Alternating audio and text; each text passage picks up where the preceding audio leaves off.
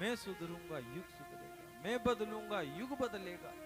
शुरुआत हमसे करनी है हमको। सत्यम परम धीमहि, ब्रह्म सूत्र की व्याख्या कर रहे हैं हम, सत्य की, चित्त की और आनंद की। आनंद भी दूसरों को जो देने में आता है ना महाराज, खुद में कम आता है।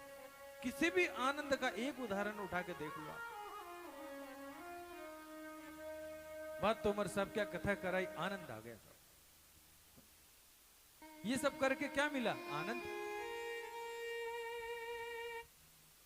भगवान के काम करके, अच्छे काम करके, समाज की सेवा करके जो आनंद मिलता है वो यश और कीर्ति को प्राप्त होता है। हम अपने घर के काम, कितनी बड़ा बंगला बना लो महाराज, कितनी बड़ी शादी कर लो बेटी की, एक से एक बड़े बंगले में रहने वाले, एक से एक बड़े शादी करने वाले, और भगवान के भजन करने वालों को हमेशा याद रखा जाता है। आज चाहे बड़े बड़े उद्योगपति हो, चाहे बड़े बड़े घर वाले हो, उनके घर में यदि फोटो टंगी दिखेगी महाराज तो फकीरों की ही मिलने वाली है। जिनके पास कुछ नहीं था सब जुटा दिया, और जिसकी इतनी हिम्मत है छोड़ने की, तभी जाकर वो भगवान की शरण में जाता है।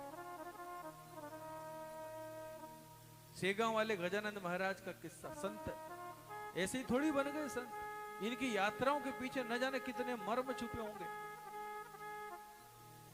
हम गुरुदेव को रोज याद कर रहे हैं, इनकी यात्रा कोई कम कठिन थोड़ी ना रही होगी।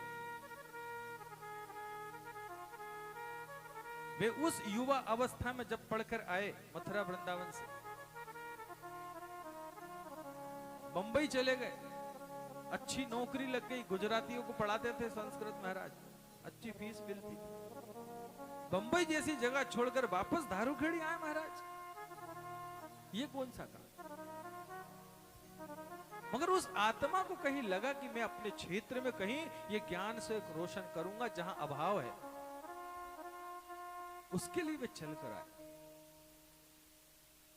वे अपने अकेले का जीवन तो बहुत बढ़िया कर सकते थे, और पता ही नहीं लगता कि बंबई में कोई दारूखेड़ी का परिवार ने जन्म लिया था, और वहीं प्रोफेसर होते, आचार्य होते, पीएचडी होती और कहानी खत्म हो जाती महाराज। मगर अपने ज्ञान को संसार को पहुंचाने के लिए उन्होंने गांव-गांव यात्रा करी, बैलगाड़ियों से गए। बरसात में रोड़े फंस जाती थी तो घोड़े पे, ट्रैक्टर पे बैठ कर पैदल तक गए महाराज। क्या कठिन? आज के आदमी से बोलो, हमारे पंडित जी कहते कार से वहीं उतारेंगे सामने। अरे मैंने कहा भैया कहीं भी उतार दे यार। उस सरल संत की बात तो देखो, जहां घर बैठा दिए, जैसे मैं रखूं, तब तो पूछते हैं तोमर साहब पंडित जी व्यवस्था कैसी चाहिए, कहां रुकोगे? अरे कहीं भी रख दो, गुरुदेव के नाम से जा रहे हैं, वहीं बैठ जाएंगे, वहीं उठ कर कथा करने लगेगा।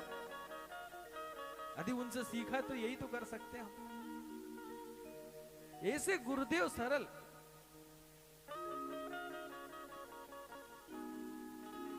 उनके अंदर कोई भागवत का प्रेम था, कोई पैसे कमाने की बात थोड़ी रही होगी महाराज। जैसे आज के महाराज तो सेट कर लेते, इतने में ये होगा, इतने में ये होगा, इतने वाला जप कराना है कि इतने वाला अभिषेक कराना है,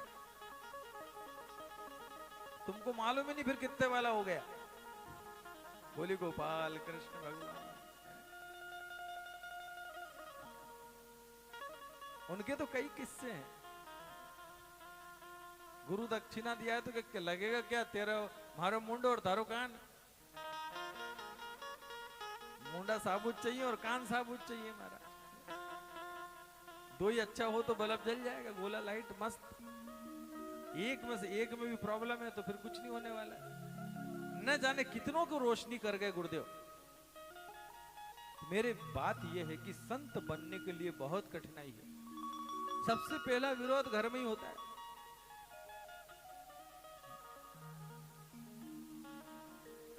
काई होएगो तुम्हारो छोरे छोरी कैसे पड़ेगा, तुम चल दिया धोती लेके तो काई हो जाएगा महाराज।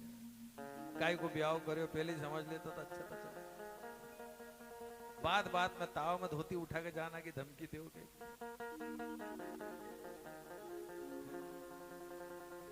ऐसे ही थोड़ी बैरागी और सन्यासी बन जा। लोग कथा में बोलते कि तुलसीदास जी को पत्नी से प्रेरणा मिली, एक दिन ऐसा डांटा कि तुलसीदास तुलसीदास बन गए। तुमको भी तो पत्नी 50 बार डांट चुकी, आज तक एक आध तुलसी बनेगी क्या?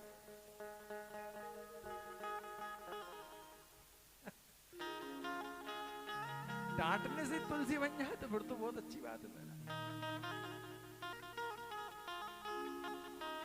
तुलसी इसलिए तुलसी बन गए क्योंकि वहां दबे हुई राख के नीचे अंगारी पहले से ही भरेल थी, फूंक की देर थी, बस भभक पड़ी ज्वाला। और हम जन्म जन्मांतर के यात्री, पता नहीं कब हमारी चिंगारी बढ़ती है। संत बनने की राह बहुत कठिन है, बहुत आसान नहीं है। वो सत्य के मार्ग पर चलना पड़ेगा, और सत्य का मार्ग कांटों से भरा होता है। राहें चिकनी खड़ी और पथरीली है, कांटों झाड़ी भरी और जहरीली है। इसलिए गुरुदेव से ही मांगे, तो सहारा के इनमें मैं फंस जाऊंगा, वरना संभव है मैं भी फिसल जाऊंगा। एक तरफ दुनिया कहती है आ मौज ले,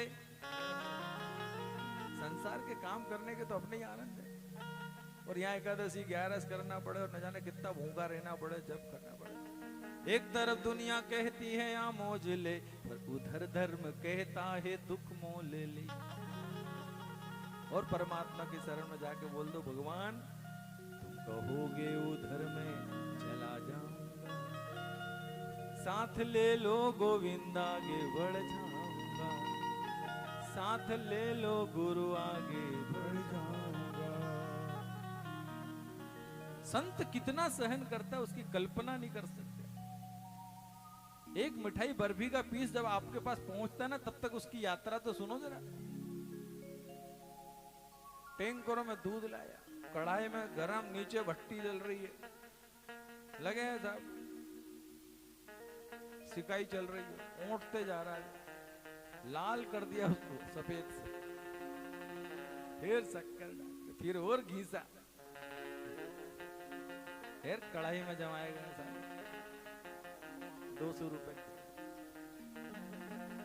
अकेले में बर्फी से पूछ तो लो इतनी मीठी क्यों है, बात करके देखना कभी उससे, जवाब देगी आपको महाराज। बहुत सहन किया। सेगांव वाले महाराज के साथ भी ऐसा ही हुआ।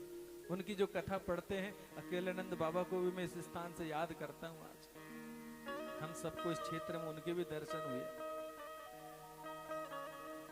उनके गुरुजी सेगांव वाले महाराज, हमने कोई एक गांव याद नहीं आ रहा, मंदिर जरूर देखा है मैंने कहीं सेगांव।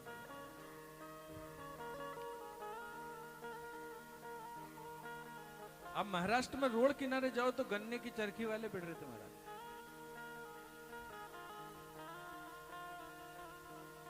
सेगांव वाले गजानंद महाराज,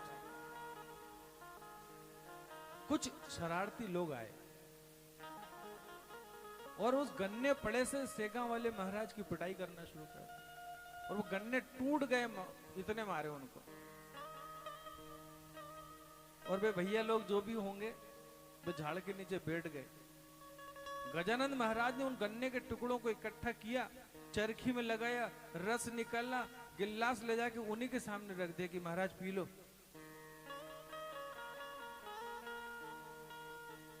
ये संत का कारुण्य रूप है था। वो संत के हृदय में इतनी करुणा होती तब तो वो रस पिलाता है।